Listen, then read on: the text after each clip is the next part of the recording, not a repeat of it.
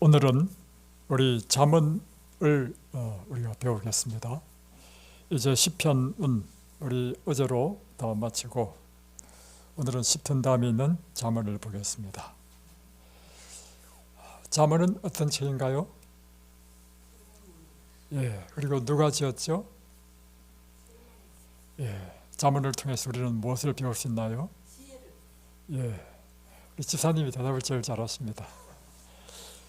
그것이 잠언 1장 1절로 우리 6절에 있는 말씀을 쭉 읽어보면 잠언이란 책이 어떤 책인지, 누가 지었는지, 이 잠언을 배우게 되면 우리 인생에 어떤 도움이 되는지가 나와 있습니다.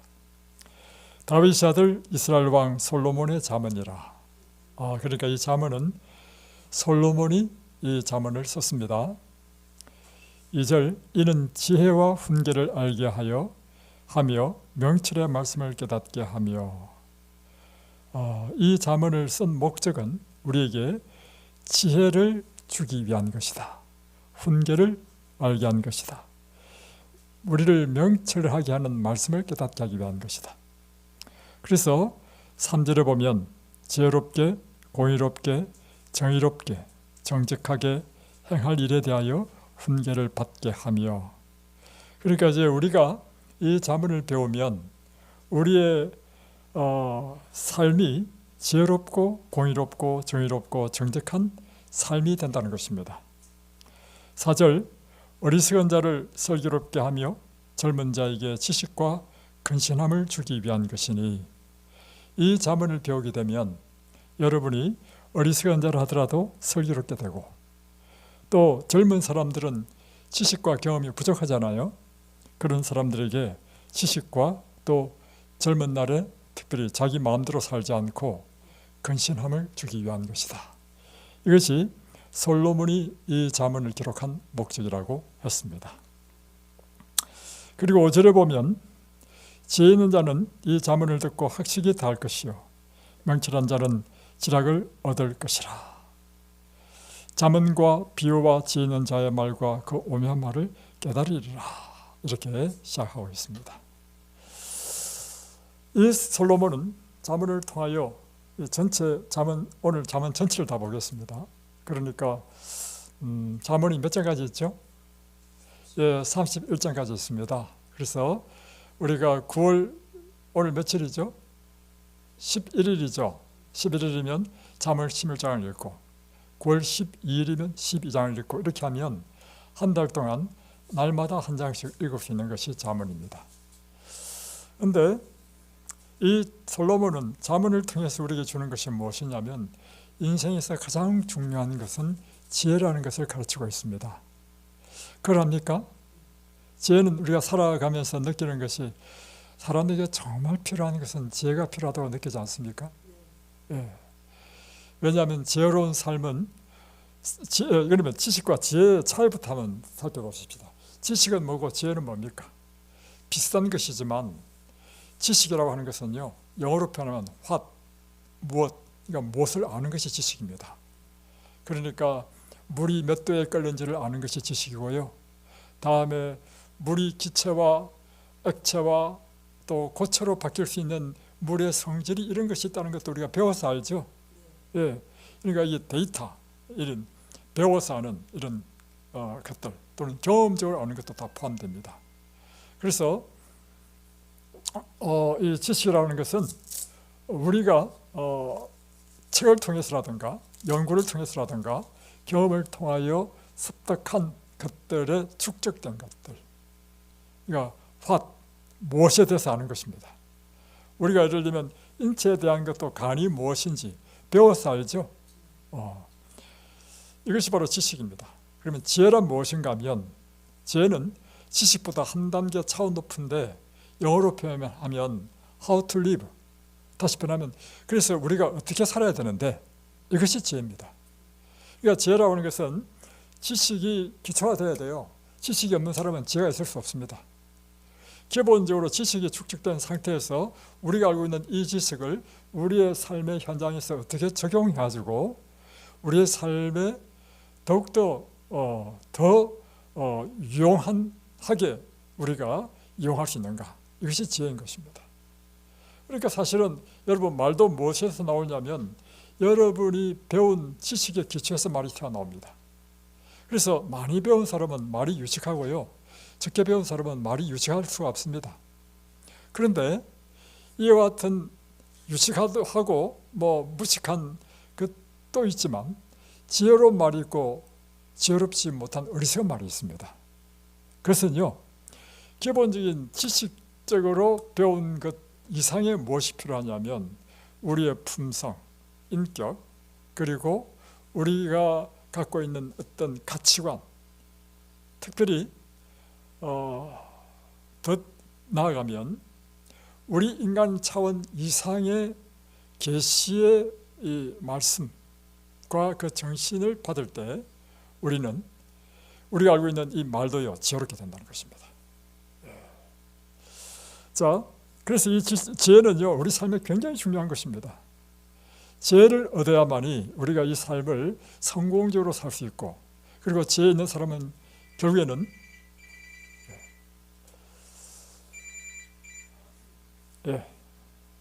지혜 있는 삶은요 우리 인생이 행복하고 또 건강하고 또 풍요로운 인생을 살 수 있다는 것입니다. 그래서 잠언에 보면 잠언 3장을 한번 보십시오. 2장 4절에 언을 구하는 것 같이 그것을 구하며 감추어진 보배를 찾는 것 같이 그것을 찾아라. 그리고 또 3장으로 넘어갑니다. 3장 14절에 이는 지혜를 얻는 것이 언을 얻는 것보다 낫고 그 이익이 정금보다 나음이니라. 지혜는 진주보다 귀하니 내가 삼하는 모든 것으로도 이에 비교할 수 없도다. 그러니까 지혜가 무엇보다 더 낫다는 것입니까? 언과 금, 진주보다도 더 보배롭고 가치 있는 것이 지혜라고 하는 것입니다. 여러분이 왜 금을 좋아합니까? 금이 가치가 있기 때문에 좋아하잖아요. 금 한 덩어리만 얻어보십시오. 엄청나게 그것이 우리를 부하게 만들잖아요. 근데 그 금보다도 더 우리의 삶에 중요한 더 가치 있는 것이 있는데 그것이 뭐라고요? 지혜라고 하는 것입니다. 그래서 제가 욥기를 읽으면서요 아주 재미있는 것을 보게 됐습니다. 욥이 한 이야기인데 욥기 28장에 보면 28장 전체가요 욥이 무엇에 대한 이야기를 하냐면 욥이 인생을 살아보니까 인생에서 가장 귀한 것이 지혜라는 사실을 깨닫고 이 지혜는 과연 어디서 얻는가 하는 것을 고민하면서 찾는 이야기가 나옵니다. 욥기 한번 볼까요? 욥기 한번 보겠습니다. 욥기 28장. 저는 이 욥기 28장을 지혜의 장이라 이렇게 표현하는데요. 이렇게 시작되죠. 은이 나는 곳이 있고 금을 재련하는 곳이 있으며 철은 흙에서 캐내고 동은 돌에서 녹여 얻느니라. 그렇죠. 금이 나는 곳이 있죠. 금은 아무 데서 나는 것이 아니죠. 땅 속에서 돌 사이에 섞여 있잖아요. 그래서 그것을 캐가지고 녹여서 은을 얻잖아요. 금도 마찬가지고 철 다 마찬가지입니다. 그래서 이것을 찾는데 어떻게 찾느냐? 사람은 어둠을 뚫고 모든 것을 끝까지 탐지하여 어둠과 죽음의 그늘에 있는 광석도 탐지하되, 이 깊은 땅 속에 있는 것을 찾기 위해서 이렇게 땅을 탐지한다는 것입니다. 땅을 탐지하기 위해서는 갱도를 파고 굴을 파고 돌을 깨내서 안에 들어가 봐야 알죠. 그런데 왜 이렇게 고생을 하면서 수고를 합니까? 금과 은이 가치가 있기 때문에 그런 것입니다. 그렇게 고생을 하더라도 고생할 가치가 있기 때문에 하는 것입니다. 금과 은이 가치 없으면 누가 이런 짓을 합니까? 그래서 4절을 보면 그는 사람이 사는 곳에서 멀리 떠나, 그러니까 그 귀한 금을 캐기 위해서요 동네와 떨어진 깊은 산속에 가지고 또 갱도를 깊이 뚫고 굴을 뚫습니다. 발길이 닿지 않는 곳, 사람이 없는 곳, 사람이 아무도 가보지 않는 그 깊은 땅속으로 들어가가지고 매달려 흔들리느니라. 때로는 줄에 드렁드렁 매달려 가면서도 그 캔단 말이에요. 그 모습을 기록하고 있는 것입니다. 그러면서 6절에 보면 그 돌에는 청옥이 있고 사금도 있으며 쭉 나옵니다. 자, 이렇게 하면서 12절 그러나 지혜는 어디서 얻으며 명철은 있는 곳은 어디인가. 자, 이 비유를 이야기하고 있죠. 사람이 이렇게 금과 은을 얻기 위해서 이렇게 고생하고 깊은 곳에 가서 고생하면서 캐는 이유는 금과 은이 가치가 있기 때문에 캐는데, 그런데 내가 살아보니까 금과 은보다 더 가치 있는 게 있어. 그것이 지혜야. 그러면 금과 은은 그 땅속 깊은 곳에 갱도를 파고 구할 수 있는데 지혜는 어디서 얻느냐 이 말이에요. 이게 지금 욥이 질문하는 것입니다. 그리고는 15절 그러면서 하는 이야기가 뭐냐면 13절에 보면 그 길을 사람이 알지 못하니 사람이 사는 땅에서는 찾을 수 없구나. 또 깊은 물에 이르기를 이야기하니까 깊은 물도 내 속에 없다. 나는 지혜는 없다 이 말이에요. 그러니까 15절에 보십시오. 순금으로도 바꿀 수 없고 은을 달아도 그 값을 감당치 못하리니 오빌의 금이나 귀한 청옥수나 남보수로도 그 값을 당하지 못하겠고 황금이나 수정이라도 비교할 수 없고 정금 장식품으로도 바꿀 수 없으며 진주와 벽으로도 비길 수 없나니 지혜의 값은 산호보다 귀하구나. 그래 이처럼 지금 이 욥은요 인생을 살아보니까 청옥, 진주보다 더 귀한 걸 발견했어. 그게 지혜야. 이 지혜는 이것으로도 비교할 수 없다는 것입니다. 그래서 이런 것들은 예를 들면 땅속을 파주고 그 갱도에서 돌을 깨고 비록 힘들지만 그래서 잘하면 얻을 수 있는데 지혜는 어디 있는지 모르겠다 이 말입니다. 어디서 구해야 될지 모르겠다 이 말입니다. 그런데요 이 욥이요 이렇게 고민한 다음에 드디어 그 답을 알았습니다. 저는 이렇게 하는구나. 보겠습니다.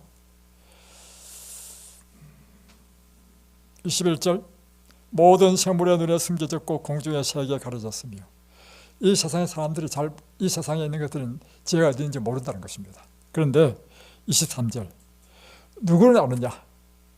하나님이 그 길을 아시며. 누구는 알까요? 하나님 아시겠죠? 하나님이 그 길을 아시며 있는 곳을 아시나니 하나님은 아신다 이거야. 그래서 왜냐 24절 이는 그가 땅 끝까지 감찰하시며 온천을 살피시며 바람의 무게를 정하시고 물의 분량을 정하시는 이 세상에 알지 못하는 것이 없는 분이 하나님이시다 이거죠. 그리고는 하나님께서 우리에게 가르쳐 주셨는데 그게 28절이야. 이 하나님께서 사람에게 말씀하셨도다. 자, 지혜가 어디는지 하나님께서 직접 가르쳐 주셨어요. 보라, 주를 경외함이 지혜요 악을 떠남이 명철이니라. 어디서 우리가 지혜를 얻을 수 있다고요? 하나님에게서 지혜를 얻을 수 있다는 것입니다. 그래서 우리가 지혜를 받는 방법은 하나님을 경외하는 것이 우리가 지혜를 얻는 방법인 것입니다. 정말 그렇습니까? 네, 정말 그렇습니다. 네. 여러분, 솔로몬이요 하나님께 젊었을 때 솔로몬이 하나님에 대한 사랑이 뜨거웠습니다. 여러분, 우리가 사랑하게 되면 일어나는 일이 있는데요, 그분을 위해, 내가 사랑하는 대상을 위해서 뭔가를 주고 싶어. 이번에 결혼한 그 부부의 이야기를 들었습니다. 지난 일요일날 제가 갔다 왔잖아요. 참 재밌는 이야기 들었는데, 제가 다니던 그 죽전교회의 수석집사님의 둘째 아들입니다. 이 집 아들은요 다 머리가 좋아가지고, 첫째 아들은 고대 의대 졸업해가지고 의사고요, 그래가지고 의사 며느리하고 결혼했어. 그리고 의사 며느리가 막 엄청 부자야. 그런데 둘째는요 또 첫째보다 더 머리가 더 좋아. 경희대 한의대는요 그 당시에는 굉장히 성적이 좋아갈 수 있는 더 머리 좋은 사람이었단 말이야. 그런데 이 둘째가 결혼을 안 해. 근데 결혼 안 한 이유가 뭐냐? 첫째 자기 형이요 결혼을 했는데요, 부잣집 부인하고 결혼했는데 그 아내가 하나님을 믿지 않는 사람이라. 그런데요 이 며느리가 얼마나 도도한지, 며느리도 의사야. 한 번도 1등 이외에는 해본 적이 없는 사람이야. 노상 시험만 쳤다면 1등이야. 그러다 또 집안도 부자지. 그러니까요 너무 잘났어. 그래가지고요 결혼했으면 시집 식구를 잘 모셔야 되잖아요. 생전 오지도 않아. 내가 그래서 있을 때 느낀 게 있습니다. 내 자녀는 반드시 믿는 자녀가 결혼해야 되겠다, 지켜야 되겠다. 아무리 돈이 많아도 뭐합니까? 그래가지고 이 모습을 누가 지켜봤느냐 하면 둘째 아들을 딱 지켜보니까 형수한테 질려버린 거야. 그래서 나는 결혼 안 한다 이렇게 된 거라. 그래가지고 많이 넘어가지고 까지 됐는데 이번에 왜 결혼하게 됐느냐? 이제 두 목사님이 이렇게 이제 중매를 해가지고 이제 만나게 됐는데 이 이제 여자가 그 문영건 목사님의 이 딸이에요. 근데 이 딸도 노처녀야. 근데 40이 넘었어. 그 집에는요. 예.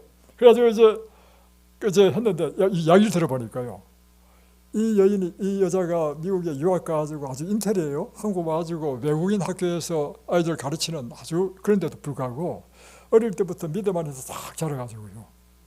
만나기만 하면 바깥에서 외식하지 말고 내가 밥 해줄게 하면 직접 손으로 요리하고 여기에 이 남자가 처음 본 거야. 이 모습을. 자기 형수는 한 번도 밥하는 모습을 못 봤어. 그래가지고 막 완전히 이 여자한테만 녹아나버린 거야. 그래서 결혼했다는 거 아닙니까?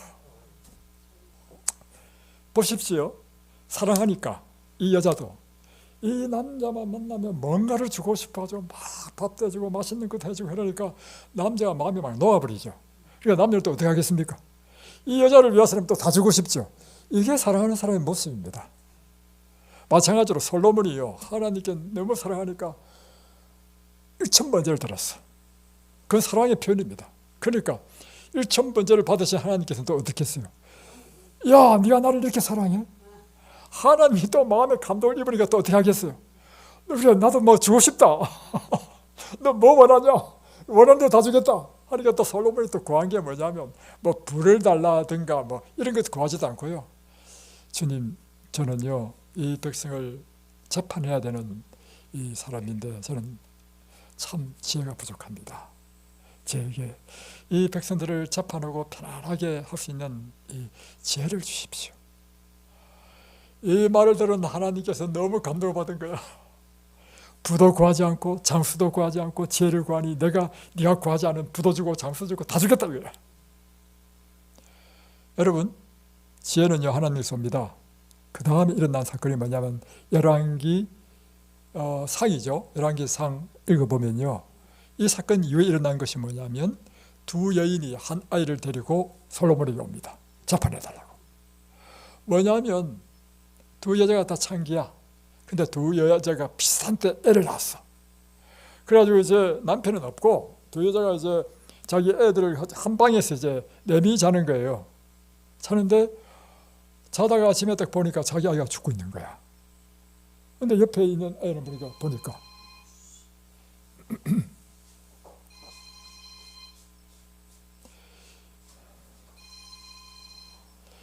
죽은 애를 가만히 보니까 자기 애가 아니야. 그리고 옆에 있는 여자가 있는 이 살아있는 애는 보니까 자기 애야. 그러니까 알고 보니까 이 여자가 자다가 자기 애를 깔고 뭉개가지고 죽으니까 죽은 애는 이 친구 옆에 갖다 놓고 살은 걸 자기 옆에 갖다 놓은 거야. 그래서 이제 일어나니까 이제 싸움이 벌어진 거죠. 야, 왜 내 아이를 네가 갖고 있냐? 아니다, 이게 내 아이다. 이야, 진짜 기가 막히죠. 요즘 같으면 뭐 하면 됩니까? 유전자 검사하면 됩니다. 근데 그 당시에 유전자 검사 없었죠. 그러니까 제가 왕 앞에 가가지고 왕이시여, 이 내 아이인데 이 여자가 내 아이를 빼앗아갔습니다 하니까 아닙니다, 이 아이는 내 아이입니다. 이야, 왕이 어떻게 이걸 판단하겠어요? 이 어린아이 좀. 그러니까 솔로몬이요 지혜를 가지고 하나님께 지혜를 받은 것입니다. 그러니까 지혜는요 하나님께서 오는 것입니다. 그래, 여봐라, 칼을 가져오너라. 이 아이를 두둥강 내라. 그리고 각각 반쪽씩 주라.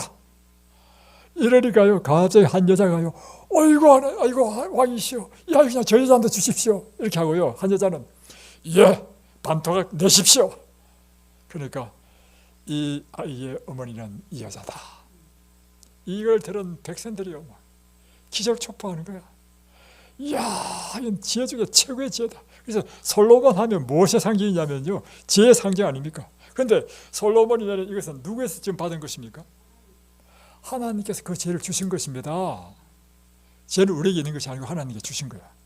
그래서 잠언 9장 10절 보십시오. 잠언 9장 10절에 보면 이렇게 되어 있습니다. 잠언 9장 10절에 여호와를 경외하는 것이 지혜의 근본이요 거룩하신 자를 아는 것이 명철이니라.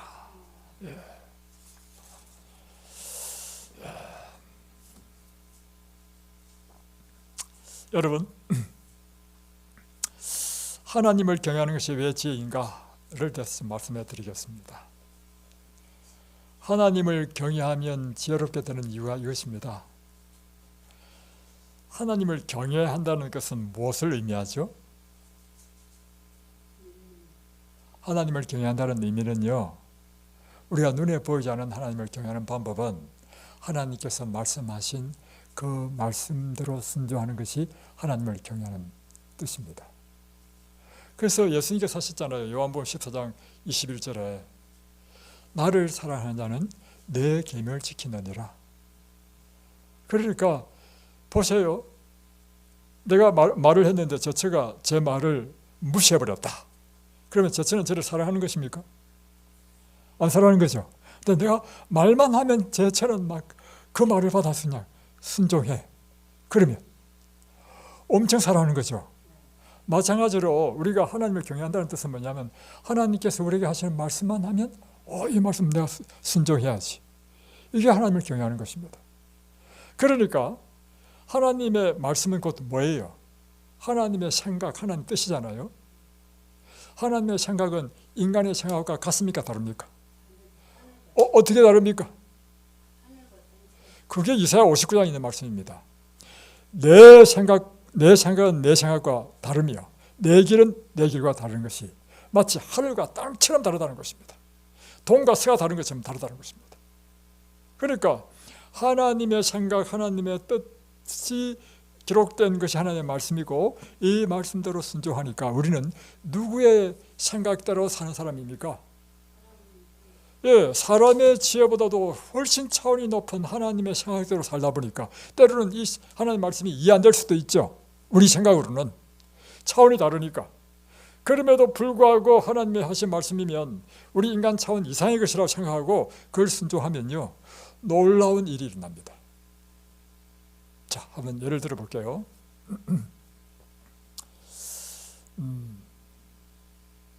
이제 간암 환자에게 하는 것이 뭐냐면 이제 이 의사들이 연구를 많이 했습니다. 어떻게 하면 이 간암을 고칠까? 그래가지고 뭐 이제 항암 치료도 하고 하는데 그 중에 하나가 뭐냐면 색전술이라는 걸 합니다. 색전술이 뭔가 하면 결국에는 암은요 자기의 영양분을 얻기 위해서요 엔지오제네시스라고 하는 물질을 팍 뿜어냅니다. 엔지오제네시스 물질을 뿜어내면 혈관이 갑자기 만들어져 가지고 이 암세포에 딱 달라붙도록 돼 있어. 그래서 혈관으로부터 계속해서 영양분을 공급받아 가지고 암이 점점 자라게 한단 말이에요.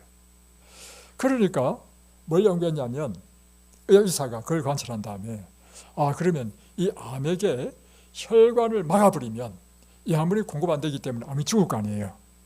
그래서 혈관을 막는 것이 색전술입니다. 사람의 생각으로는 기가 막히죠. 그래서 색전술을 했단 말입니다. 그런데 이건 이제 사람의 생각이죠. 하나님의 생각은 뭐냐면 여기서 여러분이 배우는 것처럼 천년치료입니다. 천년치료는 색전술을 쓰는 것도 아니고요. 사람의 생각으로는 좀 이해가 안 되지만 암이 있는 환자에게 직접적으로 뭔가 암에 대하여 치료를 해줘야 되는데 여기서는 암이든 파킨슨이든 뭐든 간에 파킨슨에 대해서 이야기가 없어. 물 마시라, 운동해라, 햇빛 쬐라, 음식은 이걸 먹어라, 잠은 일찍 자라. 좀 뜬금없는 것이 느껴지죠. 그런데 이것이 누구에게서 나오는 것입니까? 이것은요, 지금 우리가 여기서 쓰는 것은요, 하나님의 성경의 말씀과 다음에 성령의 계시에 의해서 주신 엘렌 G 화이트를 통해 주신 그 계시의 말씀에 의해서 하는 것입니다. 그러니까 지금 이게 하는 것은 사람의 생각에서 나온 것이 아니고 누구 생각에서 나온 것입니까? 하나님의 생각에서 나온 것입니다. 그러니 사람들이 잘 이해 못해. 그런데 놀라운 사실은요, 이대로 하면 의사가 그렇게 색전술 쓰고 해도요, 결국은 죄송하지만 다 죽습니다. 근데 이곳에서는 회복되고 살아. 이곳에 그런 사람이 왔습니다. 살았습니다. 그런데요, 이 천연치료에도요, 간암 환자 가운데 회복이 안 되는 사람이 있습니다. 색전술을 한 사람은요, 회복이 안 됩니다. 이 뭐냐면 임의적으로 사람 혈관을 막아버렸잖아요. 한마디로 막아버리니까 천연치료에 하면 어떻게 되느냐면 혈관을 통해서 좋은 영양분이 공급돼야 암도 치료되는데 색전술을 통해서 막아버리니까 천연치료에도 혈관이 통과를 못해. 사람이 막아놔버려가지고. 그래서 색전술 한 사람은요, 간암 환자가 천연치료 해가지고 잘 안 낫는 거야. 두 번째, 이제 이곳에서 이제 한 2022년도에 이제 한 10개월 정도 봉사하신 분이 최차순 집사님이 봉사하셨거든요. 그분이 이제 많은 환자들을 이렇게 천연치료를 거쳤잖아요. 지금은 연세가 많지만. 그 강의를 가만히 들어보니까 어떤 경우가 있었냐면 온몸의 관절염으로요, 그야말로 아무 일도 못하는 사람이 있었대. 그리고 통증이 늘 아픈 사람이었대. 그래가지고요, 이 관절염에 좋다는 건 다 해봤다네. 심지어 고양이까지 삶아 먹어봤다네. 와. 그런데 안 나. 그래서 자기가 너무 자기 부인한테 미안해가지고 제발 나하고 좀 이혼해서 그냥 다른 데서 좀 포자 고치라고 했대. 근데 이 부인이 또 얼마나 착한 부인이지. 식당에서 일을 해가면서 이렇게 이 완전 병신인 남편을 위해서 이렇게 했다는 거야. 참 그런 연료도 없어, 그죠? 그런데 너무 아픈 가운데 특별히 오른팔은 글씨 쓰고 뭘 해야 되기 때문에 불편해서요, 다른 데는 안 했는데 오른팔 여기에만 인공관절 수술을 했대요. 근데 이분이 이 천연치료 센터에 와가지고요, 천연치료 이것으로 완전히 몸이 회복된 거예요. 그래서 완전히 다 나아버렸어. 그래서 완전히 막 삽질도 하고 꼼짝도 못한 사람이. 그런데 문제는요, 뭐는 안 낫느냐면 인공관절 난 이 오른쪽에는 회복이 안 돼. 야, 놀라운 사실이죠. 그래서 여러분, 어제도 제가 이야기했지만 임의적으로 여러분 몸에 열을 막 내기 위해서 뭐 달고 하는 건요, 그러니까 우리가 이해 안 된 것이 있는데 뭐가 이해 안 되냐면 이곳에 온 사람 중에서 한 사람도, 단 한 사람도 나빠진 사람을 본 적이 없습니다. 좋아지면 좋아졌지. 그런데 갑자기 뭐 대변도 잘 보고 뭐 잘하던 사람이 대변을 못 봐주고 응급실로 갔다 왔잖아요. 우리 임자매님. 이유를, 다음에 변비 때문에 또 고생했잖아요. 이유를 몰랐다고 우리가. 그리고 또 갑자기 혈압이 올랐잖아요. 나중에 알고 보니까 이유가 있더구만. 물론 이제 그분은 이제 좋은 뜻으로 했지만 자기한테 좋으니까 이제 하라고 해가지고 했는데, 뭐 이런 그 건강 보조 기구가 있어. 목에도 붙이고 보면 들들이 다 붙인 데 있어요. 붙여가지고 이게 뭐냐면 발열시켜 주는 거라. 몸의 체온을 올려주면 이제 병균은 이제 몸의 체온에 이제 약하다는 거예요. 바이러스는 그렇습니다. 그러나 파킨슨이든지 고혈압은요, 바이러스 병이 아닙니다. 암 환자는 거의 맞을 수 있어. 파킨슨과 고혈압은요, 바이러스에 의한 병이 아닙니다. 그런 사람을 혈압을 올려버리니까 고혈압 환자는 막 갑자기 혈압이 올라가고, 다음에 저기 또 파킨슨 환자는 열이 오르니까요, 몸에 이 수분이 쫙 말라버리잖아요. 변비 생기죠. 답이 딱 나오잖아요. 그래서 또 이야기했단 말이에요. 어저께 우리가 했는데 하고 나서도 또 했어. 그래서 오늘 아침에 보니까 또 변을 못 봐가지고, 아이고 참 얼마나 제가 그냥 답답한지. 여러분, 그래서 여러분에게 부탁합니다. 사람의 생각을 따르지 마십시오. 하나님의 생각을 따라 하십시오. 그리고 앞으로 이곳에 오신 분은요, 제 허락을 받고 반드시 하시기 바랍니다. 특별히 뭐 치료 행위와 관련되는 것은 제 허락을 반드시 받고 하고, 이곳에서 또 판매하는 일 절대 하지 마십시오. 야음마다 그런 사람들이 있어요. 환자들은 제일 약합니다. 무엇이 좋다면요, 혹한단 말이에요. 야음마다 돌아다니면서 그런 파는 사람들이 있어요. 이 이든벨레스는 그런 일이 지금까지 없었는데 하여튼 앞으로도 있을 수 없습니다. 그런 일은. 자, 그래서 이 지혜는 누구한테서 온다고요? 하나님께서 온 것입니다. 솔로몬이 그 지혜도 누구한테서 왔습니까? 요셉이요, 갑자기 촌이 된 이유가 뭔지 아십니까? 바로가 꿈을 꿨습니다. 바로가 꿈을 꿨는데 이 꿈을 이 바로의 그 모사들, 그야말로 이 세상적으로 총명하고 지혜 있다는 사람들이 바로의 꿈을 해석을 못했어. 그래가지고 막 힘이 엽니다는 거예요. 왜냐하면 이 꿈은요, 보통 꿈이 아니고 미래를 계시해주는 그런 특별한 꿈을 꿨는데 이 꿈을 해석 못하니까 바로가 날마다 고민하는 거라. 그럴 때 스마튼 관원장이 내가 옛날에 감옥에 있을 때 그곳에 아주 지혜롭고 꿈을 잘 해석하는 요셉이라는 사람이 있는데 그 요셉은 당신의 왕의 꿈을 해석해 줄 수 있을 것입니다. 그래? 불러와. 요셉이요, 감방에 있다가 갑자기 그도 이제 모함을 받아주고 감방에 들어갔잖아요. 갑자기 나오게 된 거라. 이 요셉이 왕의 꿈의 이야기를 딱 했더니만 왕이시여, 앞으로 이 땅에 7년 풍년이 될 것입니다. 그리고 그 다음 이어서 7년 흉년이 될 텐데 이 7년 흉년이 얼마나 심한지 앞에 있던 7년 풍년을 다 삼켜버리고도 어려움을 줄 것입니다 하면서 그 꿈을 딱 해석하는데 바로가 딱 들어보니까 자기가 들어도 이 꿈이 해석이 맞는 것 같아. 그러니까 맞아. 그런데 그뿐만 아니라 요셉이요, 왕이시여, 그러므로 이 7년 흉년 때 이 백성들을 살리기 위해서는 이런 일을 하십시오. 각 성마다 큰 창고를 지어가지고 매년 풍년 때마다 5분의 1씩 다 이 곡식을 받아가지고 다 재놓으십시오 하면서 쭉 설명했어. 바로가 듣고요, 내가 세상에서 이렇게 지혜로운 사람을 얻을 수 있는가 하면서요, 감옥에 있는 죄수를요, 일약 그 큰 애굽 나라의 총리로 세웁니다. 단 30세밖에 되지 않는 이 요셉을. 여러분, 이 요셉의 지혜는 어디서 온 것입니까? 하나님에서 온 것입니다. 그래서 여러분, 지혜의 근원은 어디라고요? 여호와를 경외하는 것입니다. 여러분이 여호와를 진실로 경외하게 되면 여러분은 날마다 지혜롭게 됩니다. 그래서 여러분이 하나님을 믿고 하나님의 말씀을 열심히 연구하고 날마다 이렇게 설교 듣고 또 하나님께 기도하고 이렇게 살게 되면 여러분도 모르게 점점 지혜롭게 되어서 여러분의 인생이 첫 번째, 마음이 평안하죠. 두 번째, 여러분의 삶의 모든 주변이 어려움이 없어.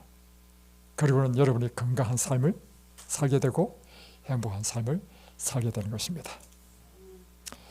그래서 잠언 3장 13절에 보면 이렇게 되어 있습니다. 한번 보십시다. 잠언 3장 13절에 보면 지혜를 얻는 자와 명철을 얻는 자는 복이 있나니. 그러니까 지혜로운 사람, 지혜를 얻게 되면 복이 있다는 것입니다. 다음에 16절 보겠습니다. 그의 오른손에는 장수가 있고 그의 왼손에는 부귀가 있나니. 17절, 그 길은 즐거운 길이요 그의 지름길은 다 평강이니라. 18절, 지혜는 그 얻는 자에게 생명나무라. 지혜를 가진 자는 복되도다. 그러니까 지혜로우면 여러분 건강하고 오래 살고 다음에 부귀를 누리고 그리고 언제나 우리 마음은 즐겁고 행복하고 그리고 생명을 얻는다. 다시 표현하면 이 땅의 생명뿐만 아니라 영원한 생명도 얻는다는 것입니다. 여러분, 제가 살아보니까요, 이 세상에는 두 가지 종류의 사람이 있더라고요. 뭐냐면 지혜로운 사람이 있고 참 답답하고 어리석은 사람이 있어. 근데 제 눈에 그게 보이는데 본인은 그게 눈에 안 보이는가 봐. 그래서 제가 이제 충고를 하거든요. 이렇게 하지 말고 이렇게 하시라고. 제 말도 안 들어. 그래, 제가 그래서 그 다음부터 인생을 한 20, 30년을 쭉 지켜봤어요. 항상 고통 가운데, 근심 가운데 살고, 참 내 옆에 지켜보니까 얼마나 답답한지. 그리고 질병 속에 항상 헤매고 있고,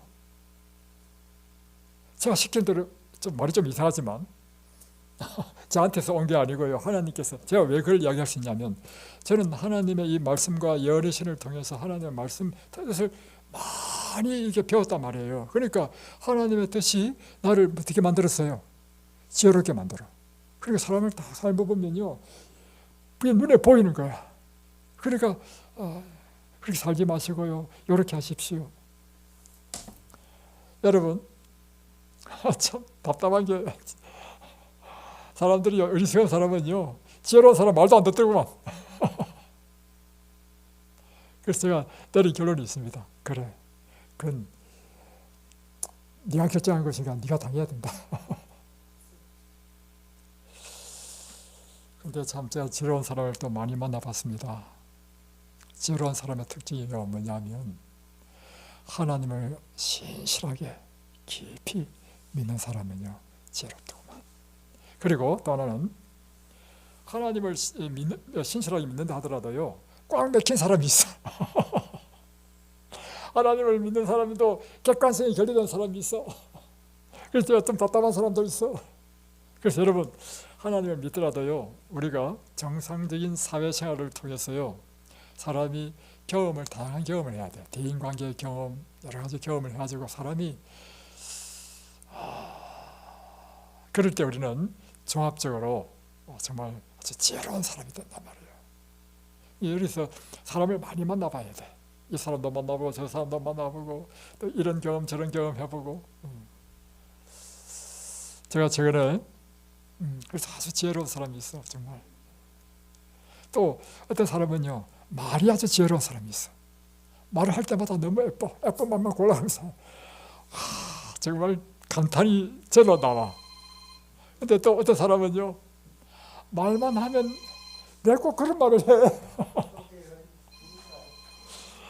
아이고 참나 정말. 여러분, 그래서 최근에 제가 어떤 일이 있었습니다. 어떤 일이 있어가지고 어떤 분이 저한테 전화가 왔어요. 이제 제가 잘 아는 이제 분입니다. 그래서 장로님 잘 지내셨냐고 하니까 이제 이런저런 이야기하다가 뭐 제가 이렇게 해봤는데 지금 이런 것이 있어서 좀 이렇게 좀 해줬으면 좋겠다고 저한테 요청을 해요. 구체적인 이야기는 못합니다. 그래서 제가 그럼요, 그러면 원하시는 대로 이제 해드리죠. 이제 그런데 이제 뭐 이렇게 해서 구체적인 이야기를 안 하니까 이게 말이 안 되네. 참. 하여튼 결론만 이야기해드리겠습니다. 그래서 그래요, 제 가능하면 그렇게 해드리겠습니다 했는데, 그래서 잘 끝났어요, 그분하고. 근데 그분의 부인이요, 밤중에 문자 온 거야. 목사님 하면서 막 쫙 문자 왔는데, 막 이건 이렇고 저건 저렇고 해가지고 이것은 뭐 부당합니다 하면서 이게 자기 주장을 핀 거예요. 근데 딱 읽어보니까 사실은 기분이 별로 좋지는 않아, 제가. 그런데 그 순간 어떤 생각이 했냐면, 나한테 더 중요한 것은 인생을 살아보니까 관계가 더 중요하더라고.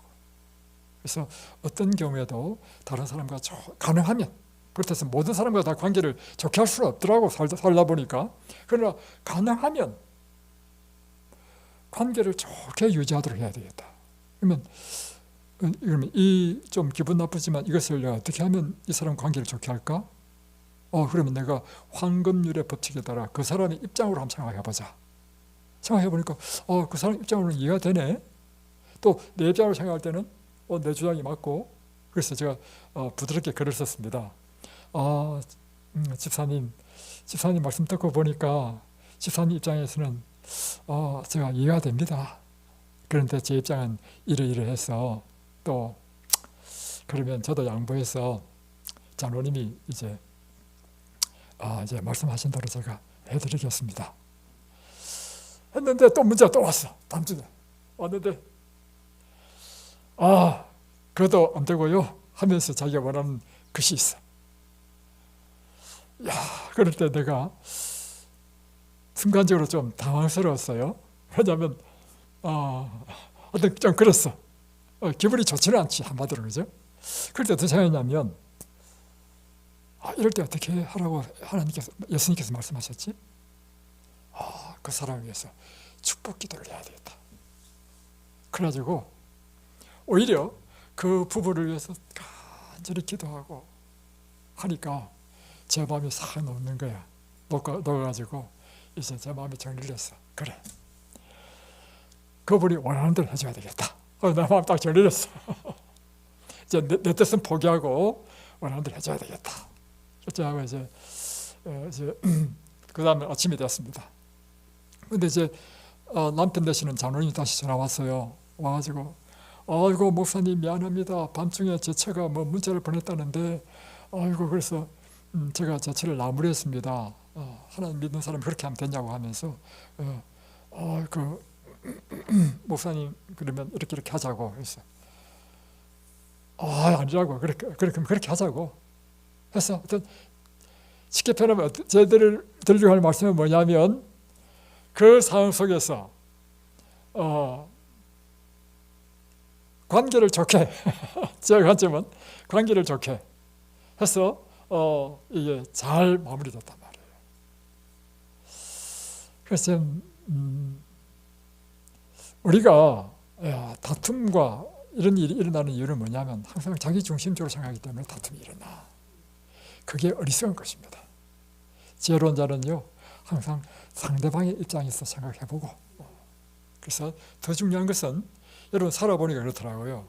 재물보다 더 중요한 것은 관계고요, 또 중요한 것은요 생명입니다.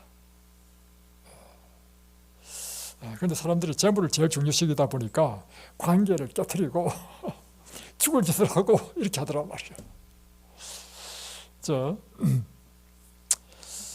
또 그래서 이제 이 잠언은요 온통 이제 솔로몬이 얻은 지혜를 이야기해주고 있습니다. 근데 알고 보면, 읽어보면요 이것들이 하나님의 말씀인 십계명을 우리의 삶 가운데 현실적으로 적용하도록 풀이 난 것들이야. 한번 볼까요? 5장 보겠습니다. 15절. 너는 내 우물에서 물을 마시며 내 샘에서 흐르는 물을 마시라. 어찌하여, 이 뜻이 무슨 뜻이에요? 내 우물에서 물을 마시며 내 샘에서 흐르는 물을 마시라. 자, 그 다음 보면 이해됩니다. 어찌하여 내 샘물을 집 밖으로 넘치게 하며 내 도랑물을 그리로 흘러가게 하겠느냐. 그 물이 내게만 있게 하고 타인과 더불어 그것을 나누지 말라.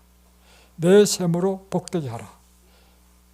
내가 젊어서 취한 아내를 즐거워하라. 이 우물이 뭐예요?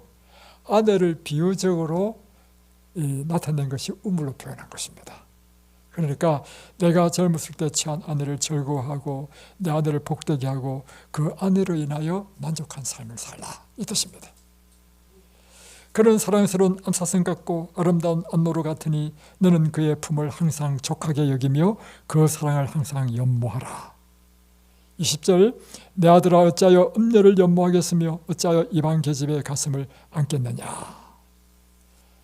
이건 무엇에 대한 해석입니까? 한마디로 표현하면 십계명 가운데 간음하지 말라고 하는 그 계명을 이렇게 잠언, 사람의 지혜로 이렇게 풀어난 것입니다.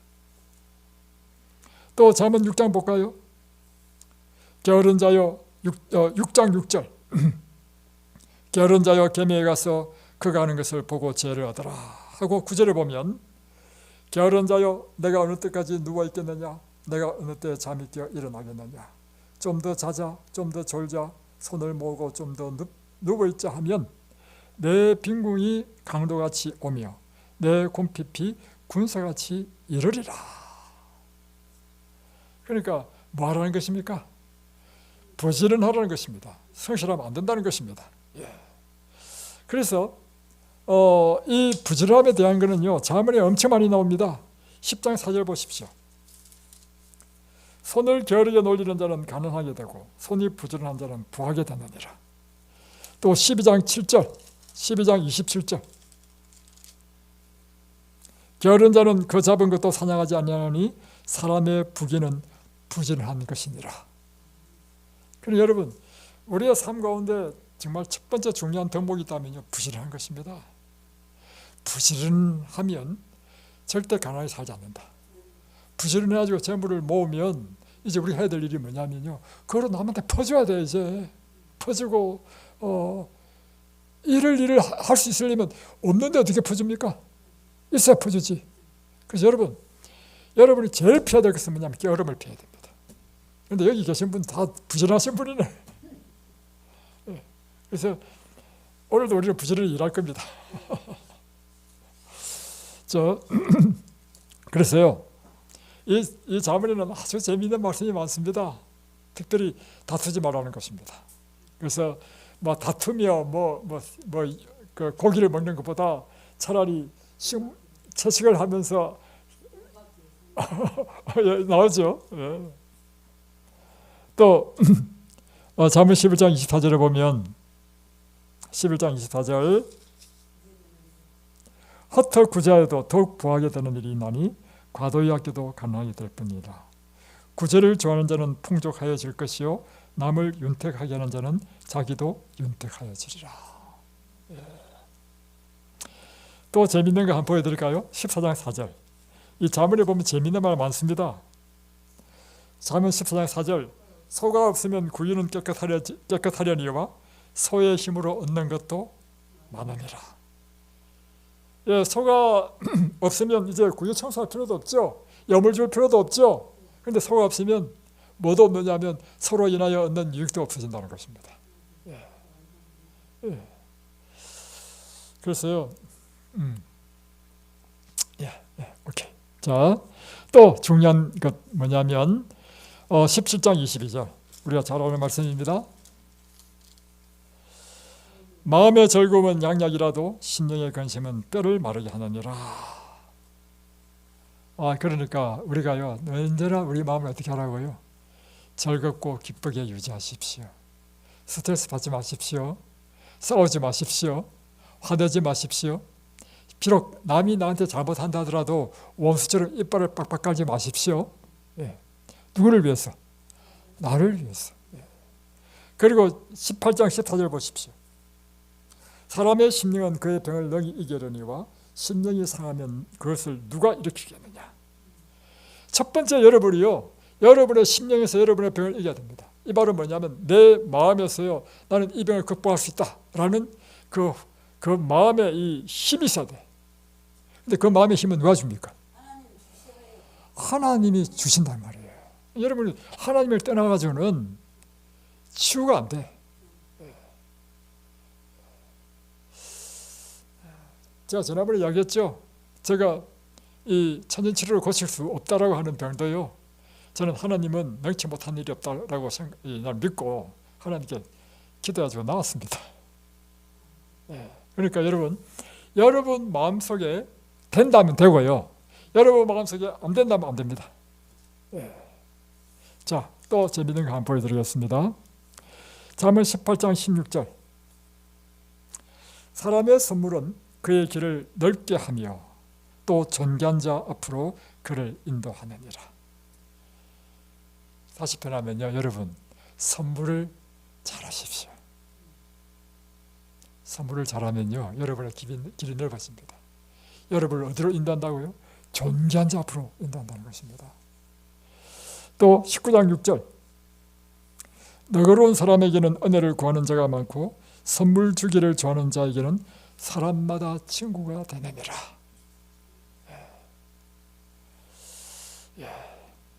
그런데 여러분, 저는 여러분에게 마지막으로 가장 큰 지혜를 이야기하고 싶습니다.